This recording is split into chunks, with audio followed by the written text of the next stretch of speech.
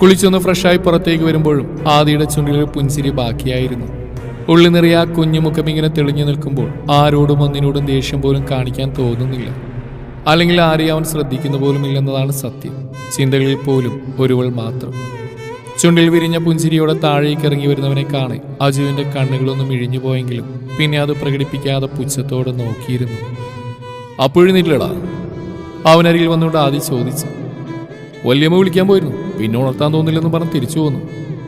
അല്ലടാ, നീ എന്ത് മാജിക് കാണിച്ച് എൻ്റെ കൊച്ചിനെ കൊണ്ടുപോയി ഉറക്കിയേ? ഞാനാണെങ്കിൽ നിന്നെ വല്ലാതെ തെറ്റിദ്ധരിച്ചും പോയി. അജു ഒരു നിശ്വാസത്തോടെ പറഞ്ഞതും കാര്യം എന്താണെന്ന പോലെ ആദ്യം അവനെ നോക്കി. അല്ല, നിന്റെ കയ്യിൽ നിന്ന് എക്സ്ട്രീം റൊമാൻസ് പ്രതീക്ഷിച്ച് നിന്നാ ഞാൻ. അതിൽ നിന്ന് എൻ്റെ കുഞ്ഞുമണി എങ്ങനെ രക്ഷിക്കണം എന്നോർത്തിരുന്നപ്പോൾ നീ എൻ്റെ കൊച്ചിനെ കൊണ്ടുപോയി ഉറക്കി പുതപ്പൊക്കെ പുതച്ചു വന്നിരിക്കുന്നു.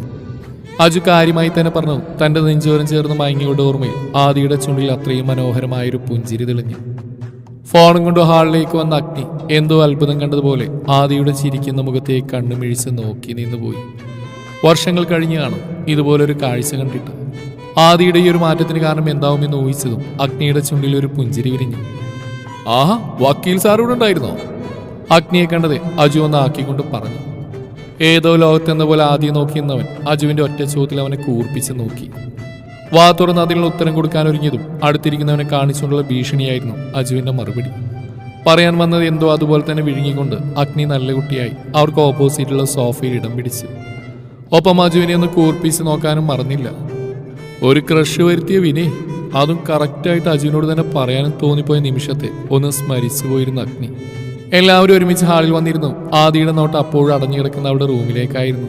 പെണ്ണിനെ കാണാനുള്ള ആഗ്രഹം കൊണ്ട് മാത്രമാണ് താല്പര്യമില്ലാതിരുന്നിട്ടും ഇവിടെ വന്ന് എല്ലാവർക്കും ഒപ്പം ഇരിക്കുന്നത്. നേരം കുറച്ചുകൂടി കഴിഞ്ഞു പോയിട്ടും അവൾ പുറത്തേക്ക് കാണാതെ വന്നതും ആദിയുടെ മുഖം ദേഷ്യം കൊണ്ടും നിരാശ കൊണ്ടും കടുത്തു. അമ്മേ, എന്റെ കുഞ്ഞുമണി എന്തേ? ആദിയുടെ മാറ്റം പറഞ്ഞത് വേഗം തന്നെ അജു അമ്മയോടായി ചോദിച്ചു. അത്ര നേരം മുറുകിയുന്ന അവന്റെ മുഖം അജുവിന്റെ ചോദ്യത്തിൽ ഒന്ന് അയഞ്ഞു. അവരുടെ മറുപടി എന്താണെന്ന് ശ്രദ്ധിച്ചിരിക്കുന്നവനെ കാണെ അജുവിന്റെ ചുണ്ടിൽ എത്രയൊക്കെ തടഞ്ഞു നിർത്തിയിട്ടും ഒരു പുഞ്ചിരി വിടർന്നുപോയി. മോളൊന്ന് കുളിച്ചു വരാമെന്ന് പറഞ്ഞ് പോയതാ. ഉറങ്ങി എഴുന്നേറ്റപ്പോൾ നല്ല ക്ഷീണായിരുന്നു കൊച്ചിന്. ചെറിയമ്മ മറുപടി പറഞ്ഞതേ ചുണ്ടിൽ ഊറിയ പുഞ്ചിരിയോടെ വീണ്ടും അവന്റെ നോട്ടം വാതിലിന് നേരെ നീണ്ടു.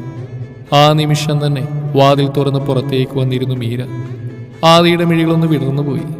മെറൂൺ നിറമുള്ള ദാവണി ചുറ്റി നെറ്റിയിൽ ചുവന്ന കുഞ്ഞൊരു പൊട്ടും കുത്തി വന്ന് നിൽക്കുന്നവൾ. നനഞ്ഞ മുടിയൊന്നാകെ ടവലിൽ കെട്ടിവെച്ചിട്ടുണ്ട്. കുഞ്ഞു കുഞ്ഞു മുടിയിഴകൾ കഴുത്തിൽ നനവിലായി അവളോട് ചേർന്ന് കിടന്നു. തലയൊന്ന് കുടഞ്ഞുകൊണ്ട് അവളിൽ നിന്ന് മുഖം തിരിച്ച് കളഞ്ഞവൻ.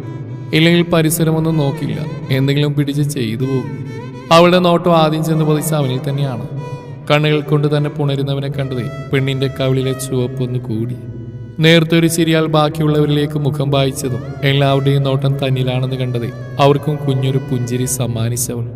ആരും എന്റെ കൊച്ചിനെ കണ്ണുവെക്കല്ലേ? അത്രമേൽ തേജസ്സുള്ള അവളുടെ മുഖത്തേക്ക് നോക്കി മിഴിച്ചു നിന്ന് അജു അരികിലിരിക്കുന്നവനെ കുറിച്ച് ഓർത്തതും അത്രയും പറഞ്ഞുകൊണ്ട് വലിയ ആളെപ്പോലെ എഴുന്നേറ്റെന്ന് സീതമ്മയുടെ കണ്ണിൽ നിന്ന് അല്പം കരിയെടുത്ത് അവളുടെ ചെവിക്ക് പുറകിലായി തൊട്ടുവെച്ചു. അത്രയും നേരം മീരയെ നോക്കുന്നവരെല്ലാം അറിയാതെ ചിരിച്ചു പോയിരുന്നു. അവൻ വലിയൊരു മുത്തിയമ്മ വന്നേക്കുന്നു, അമ്മയുടെ മോളിങ് പോര്. ചെക്കനെ ഒന്ന് പുച്ഛിച്ചുകൊണ്ട് ചെറിയമ്മ പറഞ്ഞതും മീരയുടെ നോട്ടം ആദ്യം അനുവാദത്തിനെന്ന പോലെ നോക്കിയത് അജുവിനെയാണ്. അറിയാതെ അവന്റെ കണ്ണ് നിറഞ്ഞുപോയി. അവൾക്കുള്ളിലുള്ള തന്റെ സ്ഥാനമാണ് ആ നോട്ടം പോലും. ഏട്ടാ എന്ന് അവൾ വിളിക്കുന്നത് അത്രയും ആത്മാർത്ഥമായി തന്നെയാണെന്ന് മനസ്സിലാക്കാൻ അതുമാത്രം മതിയായിരുന്നു. ബാക്കിയെല്ലാവരുടെയും അവസ്ഥ അതുതന്നെയായിരുന്നു. അവിടെയുള്ള ആരെക്കാളും കൂടുതൽ അടുപ്പ് അവൾ കാണിക്കുന്നത് അജുവിനോട് തന്നെയാണെന്ന് അവർക്കും അറിയാം. എന്റെ കുഞ്ഞുമണി എൻ്റെ അടുത്ത് ഇരിക്കും, അമ്മ എത്ര വിളിച്ചിട്ടൊരു കാര്യമില്ല.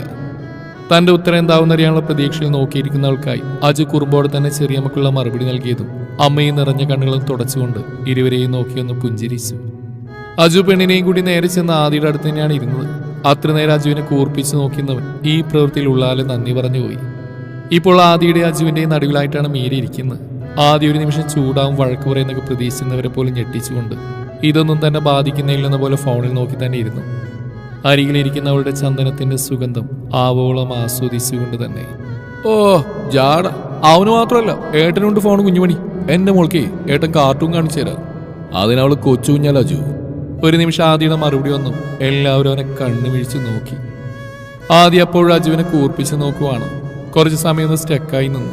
ആദ്യം മിഴിച്ചു നോക്കിയെങ്കിലും ചുറ്റുമുള്ളവരിലേക്ക് അവന്റെ ശ്രദ്ധ എത്തിയതും അജു ബോധം വന്ന പോലെ ആദ്യം ഒന്ന് പുച്ഛിച്ച് വിട്ടു. ആഹാ, എന്റെ ഫോൺ എന്റെ അനിയത്തി, ഞാൻ അവൾക്ക് കാർട്ടൂൺ വെച്ചു കൊടുത്താൽ നിനക്കെന്താ? കിട്ടിയ അവസരം മുതലെടുത്തുകൊണ്ട് ചെക്കനൊന്ന് ഫോമായി വന്നതും ആദിയുടെ മുഖത്ത് ദേഷ്യം നിറഞ്ഞു.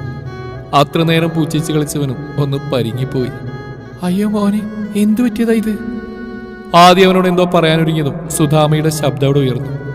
ഒരു നിമിഷം കൊണ്ട് എല്ലാവരുടെയും ശ്രദ്ധ അമ്മയിലേക്കും അമ്മയുടെ നോട്ടം പോകുന്നിടത്തേക്കുമായി. കയ്യിൽ പ്ലാസ്റ്ററുമിട്ട് പ്രയാസപ്പെട്ടുകൊണ്ട് വാതിൽ കടന്നു വരുന്ന ആയിഷിനെ എല്ലാവരും കാര്യമെന്താണെന്നറിയാതെ നോക്കി. ആയിഷിന്റെ നോട്ടം അപ്പോഴും ഭയത്തോടെയും ആകുലതയോടെയും തന്നെയും കയ്യിലെ പ്ലാസ്റ്ററിലേക്ക് നോക്കുന്ന മീരയിലായിരുന്നു. ഒരു വേള അവനിൽ എന്തിനോ എന്നതുപോലെ നേർത്തൊരു പുഞ്ചിരി മിന്നിമാഞ്ഞു പോയി. ഇവളെ പൊതിഞ്ഞു പിടിക്കാനാവും അത്രയും കരുത്തുള്ള രണ്ട് സഹോദരങ്ങളെ തന്നെ വാസുദേവ് അയ്യർ പടച്ചു വിട്ടെന്ന് തോന്നിപ്പോയവന്. ആൻഷിനോട് നേരത്തെ തോന്നിയ ദേഷ്യം പോലും രുദ്രാൻഷ് എന്ന പേര് കേട്ടത് ആയുഷിൽ നിന്നും മാഞ്ഞു പോയിരുന്നു. ഒരിക്കലെങ്കിലും നേരിട്ട് കാണുമെന്ന് ആഗ്രഹിക്കുന്ന ആ വ്യക്തിയെ കാണാനുള്ള കാത്തിരിപ്പിലാണ് ഇപ്പോൾ അവനും. അവരെത്തുന്നവരെ മീരെ സംരക്ഷിക്കുന്നുള്ളത് മാത്രമാണ് ഏക ലക്ഷ്യവും. എന്താ മോനെ പറ്റിയത്? ഇന്ദ്രജൻ ചോദിച്ചതും ഒരു ഞെട്ടലോടെ തന്റെ ചിന്തകളിൽ നിന്നുണർന്നുകൊണ്ടാൻ ബാക്കിയുള്ളവരെ നോക്കി. അത് വരുന്ന വഴിക്കൊരു ആക്സിഡന്റ്, കയ്യൊന്നും തെന്നി, അല്ല വേറെ കുഴപ്പമൊന്നുമില്ല. വായിൽ വന്നൊരു കള്ളം പറഞ്ഞൊപ്പിച്ചതും പിന്നെ അമ്മമാരുടെ കരച്ചിലും പരാതിയും ഒക്കെയായി രംഗം വീണ്ടും നീണ്ടു. കുറച്ചു നേരം എല്ലാം കണ്ടു നിന്നും ആദിക്കും ബോറടിച്ചു. അടുത്ത നിമിഷം തൊട്ടു മുമ്പിലായ ഒരു വിരലകലം മാത്രം ദൂരത്തിൽ നിൽക്കുന്ന തന്റെ കിളിക്കുഞ്ഞിലായി അവന്റെ ശ്രദ്ധയെത്തി നിന്നും ചുറ്റുമൊന്നും നോക്കിക്കൊണ്ട് അവളിലേക്കായി ഒന്നുകൂടെ ചേർന്ന് നിന്നവൻ. ഒന്ന് വിറച്ചുപോയി മീര, തന്നിൽ അമർന്ന ഉറച്ച ശരീരം. ഉമിനീരിറക്കിക്കൊണ്ട് ചുറ്റും നിൽക്കുന്നവളിലേക്കായി അവളുടെ ശ്രദ്ധയും. എല്ലാവരും ആയുഷിന്റെ ചുറ്റുമാണ്.